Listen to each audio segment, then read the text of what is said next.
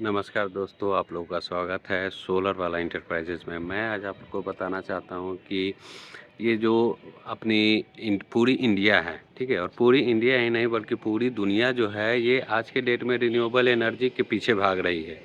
Renewable energy में सबसे ज़्यादा इम्पोर्टेंस आपको सोलर एनर्जी को दिया जा रहा है, तो भैया ये क्यों दिया जा रहा है? क्या ज़रूरत है सोलर की? इतना हम लाखों लाखों रुपया खर्च करके, हज़ारों रुपया खर्च करके सोलर क्यों लगा रहे हैं? क्या इससे बेनिफिट है हमें, क्या नुकसान है हमें, वो सारी चीज़ें आपको बताएँगे। बस ये सारी चीज़ें जानने के लिए आप वीडियो को अंत तक देखें। और पहले हम बात करेंगे इसकी डिसएडवांटेज के बारे में, ठीक है? फिर बात करेंगे हम एडवांटेजेस के बारे में। तो सबसे पहले जानते हैं कि सोलर का डिसएडवांटेजेस क्या हैं, ठीक है? तो सबसे पहला डिसएडवांटेज ये है कि ये काफ़ी महँगी है। ठीक है, अगर आप बिहार में रहते हैं तो ये आपको, अगर आप घर पे अपने घर पे लगवाते हैं रूफटॉप सोलर प्लांट, तो आपको ऑन ग्रिड सिस्टम लगभग सब्सिडी अगर हटा दिया जाए तो सब्सिडी के बगैर आपको 36,000 रुपये पड़ेगी, अराउंड 36,000 के अराउंड में पड़ेगी 1 किलोवाट के प्रोजेक्ट का ऑन ग्रिड सिस्टम का। ठीक है, अगर आप सब्सिडी नहीं लेते हैं, ऐसे जनरली आप लोकल परचेस करके सब चीज़ें लगवाते हैं तो अराउंड आपको 60-65 हज़ार के अराउंड में आपको पड़ जाएँगी। ठीक है, तो ये कॉस्ट काफ़ी महँगी है, ये सबसे बड़ा चीज़ है। और सेकंड चीज़ ये है कि ऑन ग्रिड सिस्टम में क्या है कि ऑन ग्रिड सिस्टम में आपको ये बैकअप वगैरह कुछ नहीं देगी। जब तक ग्रिड है तब तक सोलर काम करेगी, ग्रिड ख़त्म, सोलर आपका भी बंद हो जाएगा। उसमें होगा ये कि आपका वो हम एडवांटेजेस में लेके जाएँगे कि एडवांटेज क्या है, डिसएडवांटेज ये बता दिए।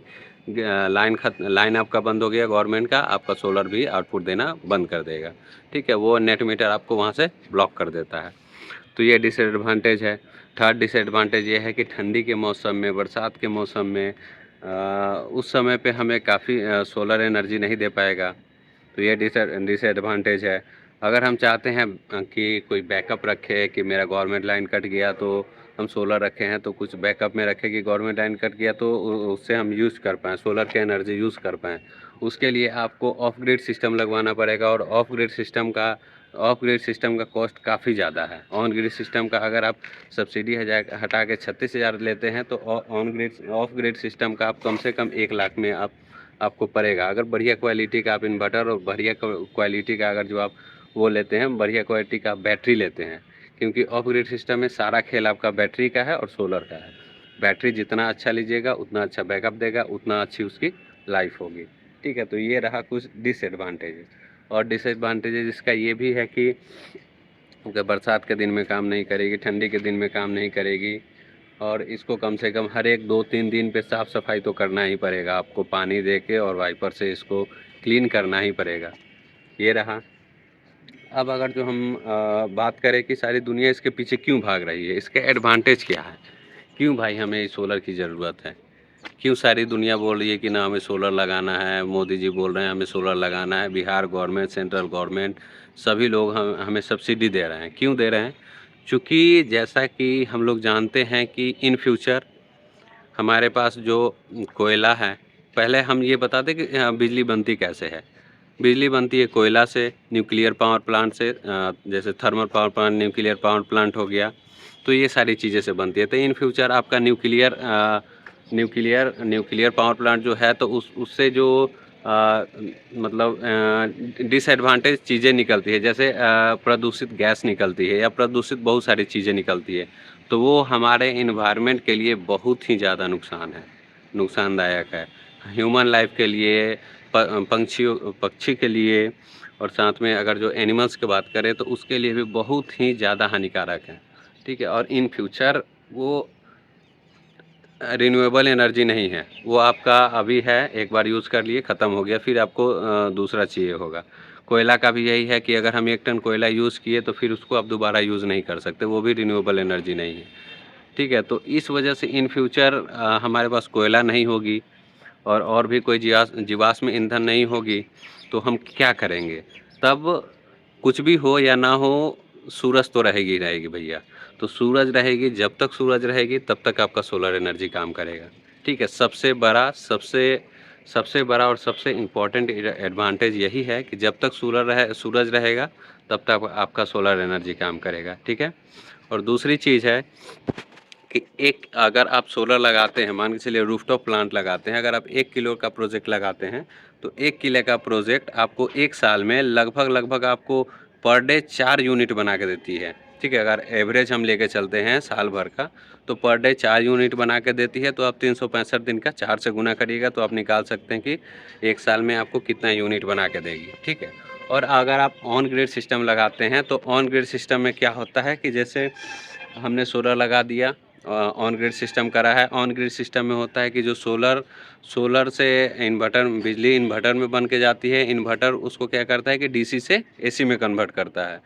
और उस जो एसी में कन्वर्ट करा, उस एसी को हम लोग क्या करते हैं कि जो गवर्नमेंट लाइन आ रही है उसके आउटपुट में ले जाके सिंक कर देते हैं। सिंक करने का मतलब हो गया कि आउटपुट में ले जाके उसको हम ये इन्वर्टर वाला दोनों केबल पॉजिटिव निगेटिव को, गवर्नमेंट वाला दोनों केबल पॉजिटिव निगेटिव में जाके वो कनेक्ट कर देते हैं, ठीक है। कनेक्ट कर देते हैं तो उससे होता ये है कि आपका मान के चलिए सोलर जितना भी एनर्जी बना रहा है, ठीक है, तो वो पहले आपका घर में जितने चीज़ें हैं उसमें उससे सोलर की एनर्जी से यूज़ होगी। उसके बाद अगर जो वो कम पड़ता है तो वो गवर्नमेंट से तुरंत ले लेगी, ठीक है। और उसका जो भी लेखा जोखा होगा कि कितना हमने गवर्नमेंट से लिया, कितना हमारा सोलर जनरेट करा, तो उसके लिए हिसाब करने के लिए हम लोग एक नेट मीटर का इस्तेमाल करते हैं, ठीक है। और नेट मीटर जो आपका नॉर्मल मीटर पहले घर में लगा होगा, स्मार्ट मीटर या कोई भी नॉर्मल मीटर, उसके जगह पे नेट मीटर का इस्तेमाल होता है। नेट मीटर का काम ये होता है कि सोलर कितना डेटा दिया, कितना एनर्जी दिया, उसका डेटा रखना, गवर्नमेंट से कितना आपने लिया उसका डेटा रखना, ठीक है। और कभी-कभी ये होता है कि हमारा घर में लोड कम है, हम लोग मतलब घर को बंद करके चले गए, कहीं घूमने चले गए 1 हफ्ता के लिए, 5 दिन के लिए, 10 दिन के लिए। तो आपका सोलर है वो तो भैया बिजली बना रहा है, तो बिजली बना रहा है तो वो तो कहीं स्टोर करेगा नहीं, क्योंकि हमने बैटरी कुछ रखा नहीं है। तो उस कंडीशन में वो क्या करेगा कि स्टोर नहीं करेगा, तो उस कंडीशन में क्या करेगा कि वो नेट मीटर के द्वारा वो दे देगा वापस ग्रिड को। वापस वो ग्रिड में चला जाएगा, आपका एनर्जी वेस्ट नहीं होगा, ठीक है। वो ग्रिड में चला जाएगा और ग्रिड में जाने के बाद वो जो नेट मीटर है वो आपका सारा कैलकुलेशन रखेगा कि भैया हमने, हाँ, 1 हफ्ता या जो भी उसका महीने का हिसाब चलता होगा उसमें वो रिकॉर्ड रखेगा कि हाँ हमने 100 यूनिट ग्रिड को दे दिया, ठीक है। और जो भी आपका बिलिंग करने आएगा मंथ के लास्ट में, वो वहाँ पे देख सकता है कि हाँ कितना कितना सोलर जनरेट करा है, कितना सोलर ने गवर्नमेंट को दिया है और कितना गवर्नमेंट से कंज्यूमर ने लिया है। उसके अकॉर्डिंग पे वो फिर आपका बिल बनाएगा। ऐसा नहीं है कि आपने दे दिया तो वो फिर गवर्नमेंट का हो गया, ऐसा नहीं है।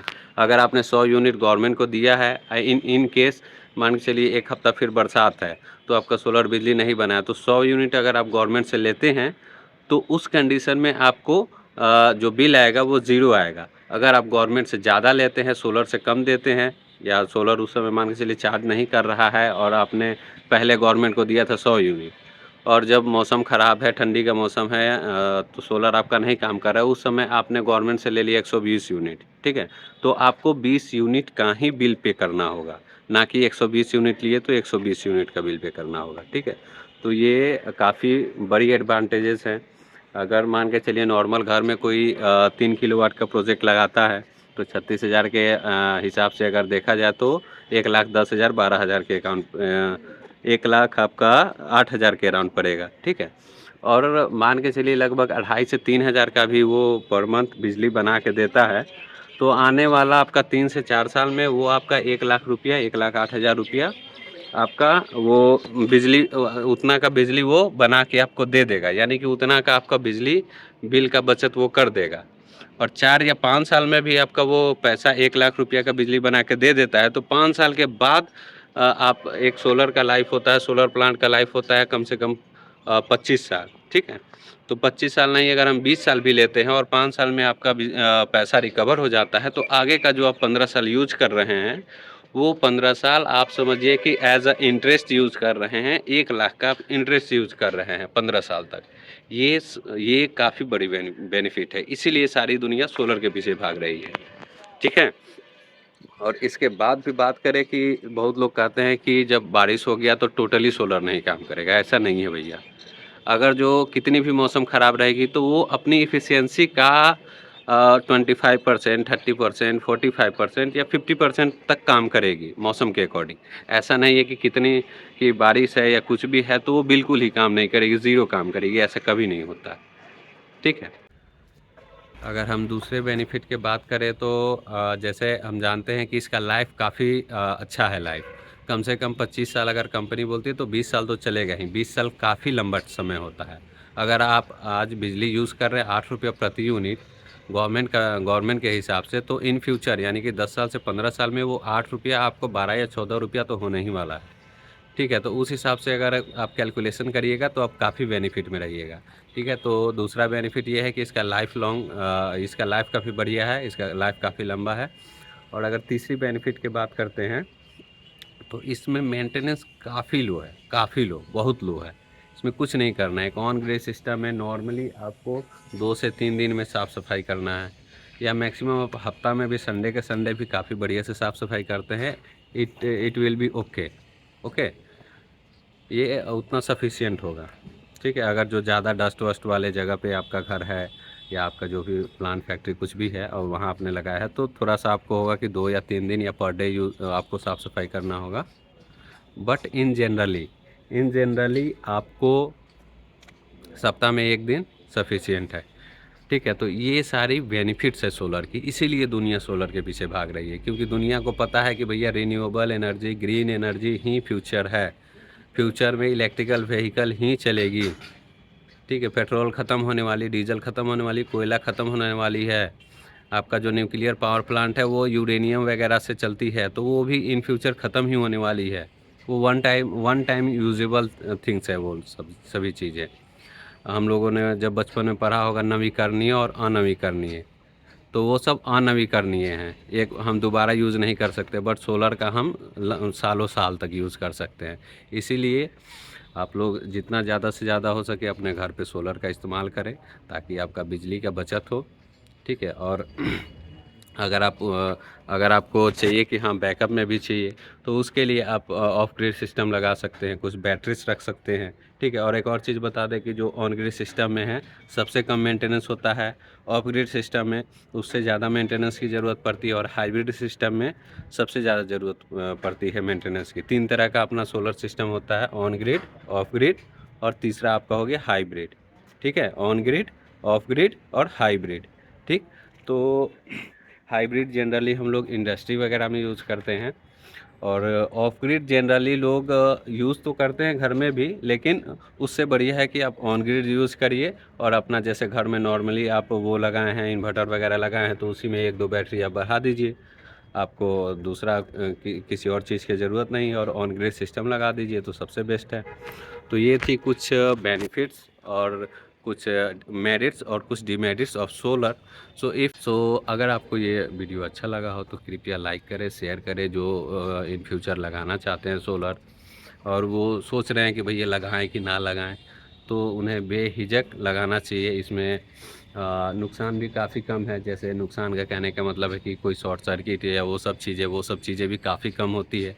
अगर आपका वेंडर काफ़ी अच्छा हो, जो आपका सोलर इंस्टॉल करा हो, एक्सपीरियंस बंदा हो, तो वो सारी चीज़ें प्रॉपर तरीके से करेगी, तो इन फ्यूचर आपको दिक्कत काफ़ी कम आएगी, काफ़ी कम आएगी। ठीक है, तो हाईली रिकमेंडेड मैं करता हूँ कि आप लोग सोलर रूफटॉप लगाएं, ऑन ग्रिड सिस्टम लगाएं। अगर आप घर पे लगा रहे हैं और आपके यहाँ अगर जो 18 घंटा या 20 घंटा बिजली रहती है, तो डेफिनेटली आप ऑन ग्रिड सिस्टम पे जाएं। अगर आपके घर में 10 घंटा, आपके मतलब जो भी घर हो या इलाका हो उसमें 10 घंटा 12 घंटा ही बिजली रहती है, तो उस कंडीशन में आप जा सकते हैं ऑफ ग्रिड सिस्टम की ओर। ठीक है, और एक हम दूसरा वीडियो बनाएंगे जिसमें ऑन ग्रिड के बारे में पूरी चीज़ें बताएंगे, ऑफ ग्रिड का अलग वीडियो बनाएंगे और हाइब्रिड का अलग वीडियो बनाएंगे, जिसमें आपको सारी चीज़ें हम A to Z क्लियर करेंगे।